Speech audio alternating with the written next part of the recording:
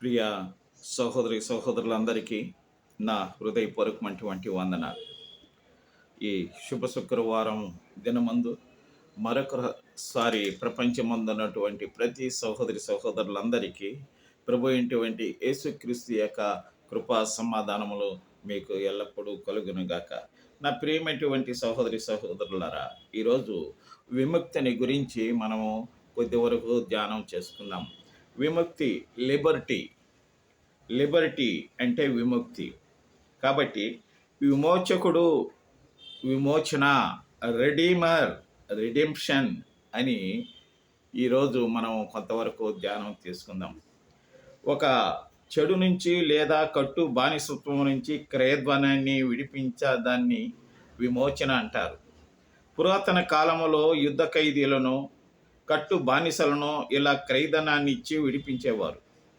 పాత నిబంధన కాలంలో ఎవరి జంతువైనా ఇతరులను పొడిచి కానీ కుమ్మి కానీ చంపి వేస్తే వాటి యజమానిని ఉరి తీయాలి. అయితే అందుకు ప్రతిగా, అంటే అతడు తన ప్రాణానికి ప్రతిగా ధనాన్ని చెల్లించి తనను విడిపించుకోవచ్చు అనే చట్టం ఉండేది. అది క్రైస్తవులు దీనిని ఉదాహరణంగా తీసుకొని అనేకులకు ప్రతిగా విమోచన క్రయధనంగా యేసుక్రీస్తు తన ప్రాణము పెట్టాడని, క్రీస్తు చేసిన పనిని వివరించారు. మార్కు సువార్త 10:45లో పాపం చేసే ప్రతి ఒక్కరూ పాపానికి బానిస. యోహాను సువార్త 8:34లో దాని పర్యవసానం మరణమే. రోమా 6:23లో బానిసలను విడిపించేందుకు, మరణశిక్షకు పాత్రులైన వారిని విడిపించేందుకు చెల్లించిన మూల్యమే క్రీస్తు యొక్క శిలువ.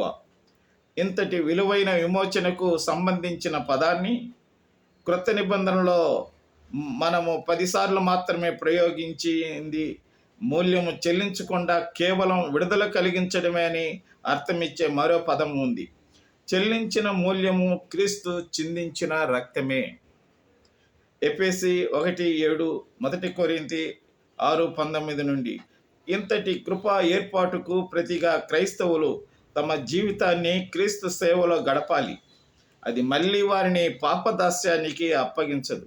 కాబట్టి నా ప్రియమైనటువంటి సహోదరి సహోదరులారా, 2000 సంవత్సరాల క్రితం మన ప్రభు అయినటువంటి యేసుక్రీస్తు పరలోకము నుంచి ఈ భూలోకానికి వచ్చి విముక్తి ప్రజలందరికీ కలుగు చేశాడు.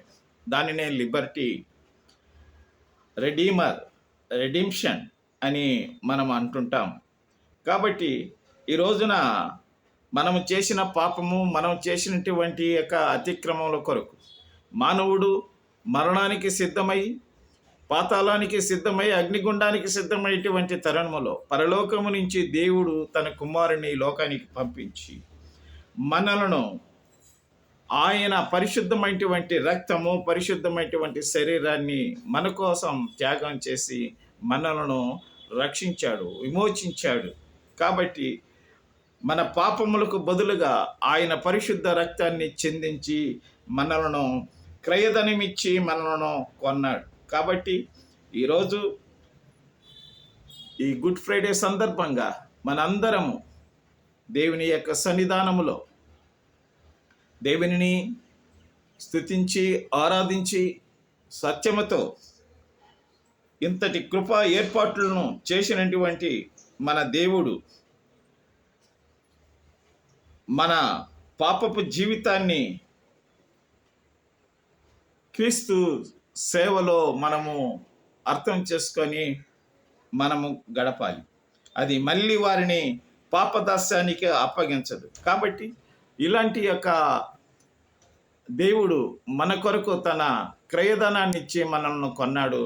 కాబట్టి ఈ రోజున మనుషులందరూ ఈరోజు ఆయన గుడ్ ఫ్రైడే సందర్భంగా ప్రతి ఒక్కరము మన పాపములు కొరకు పశ్చాత్తాపడి, మన పాపముల నిమిత్తము ఆయన చిందించేటువంటి రక్తము ద్వారా మనం విమోచించబడినటువంటి వారంగా మనం బ్రతికి దినములన్నీ కృపాక్షేమములే మనం వెంట వచ్చులాగిన పాపదాస్యానికి మనము లోబడకుండా పరిశుద్ధమైనటువంటి ఆ దేవుని యొక్క కృపకు మనము లోబడినటువంటి వారంగా ఉండాలని ప్రభు పేరట మనవి చేస్తూ నేను సెలవు తీసుకుంటున్నా.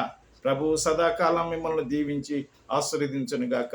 ఆమేన్. పరలోకమందున్న తండ్రి, వింటున్న ప్రతి బిడ్డలు, వినబోతున్నటువంటి ప్రతి బిడ్డలు ఈ దినము స్వామి నాయనా నీవు విమోచన అనుగ్రహించినటువంటి దినం, గుడ్ ఫ్రైడే, మంచి దినము, శుభ దినము స్వామి.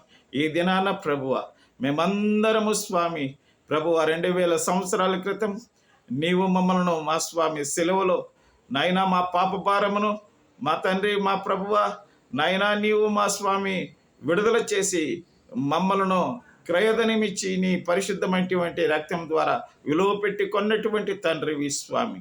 ప్రభువా మేము మా స్వామి అయ్యా రానటువంటి దినాలలో స్వామి పరిశుద్ధంగా బ్రతకటానికి, మారు మనసు కలిగి జీవించటానికి, మా పాపముల నుంచి పశ్చాత్తాప్తులై ప్రభువా మేము మా స్వామి నాయన నీ సన్నిధానములో మా ప్రభువా మంచి మా స్వామిని విశ్వాసులుగా బ్రతకటానికి నీవిచ్చిన ఈ యొక్క కృప కొరకు నీకు వందనాలు చెల్లిస్తూ యేసుక్రీస్తు నామం పేట ప్రార్థించి వేడుకుంటున్నాం. ఈ దినము నాయనా ఎందరైతే కంటతడి చేత వింటున్నారో, ఎందరైతే వేదన చేత ఉంటున్నారో, ఎందరైతే స్వామి నెమ్మది లేకుండా ఉంటున్నారో వారందరినీ ప్రభు వెంటి యేసుక్రీస్తు నామం పేట సంతోషము సమాధానము కలుగునుగాక. ఆమేన్. అందరికీ వందనాలండి.